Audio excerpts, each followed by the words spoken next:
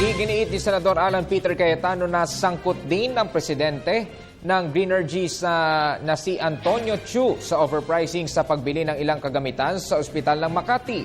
Si Chu ay dami lang umano ni Vice President Jejo Marbinay sa 30 hektaryang lupain sa Rosario, Batangas. Matatandang isiniwalat ni COA Commissioner Heidi Mendoza na maging ang ilang mga hospital equipment sa ospital ng Makati na binili noong 2000 at 2001 ay overpriced ng mahigit sa 61 million pesos, kung saan si Dr. Elenita Binay ang tumatayong alkalde.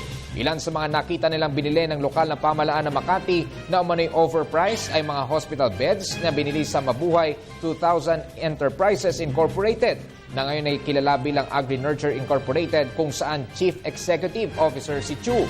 Sa isang pahayag, sinabi ni Chu na handa siyang dumalo sa susunod na pagdinig ng Senate Blue Ribbon Subcommittee upang pabulaanan ang mga paratang laban sa kanya.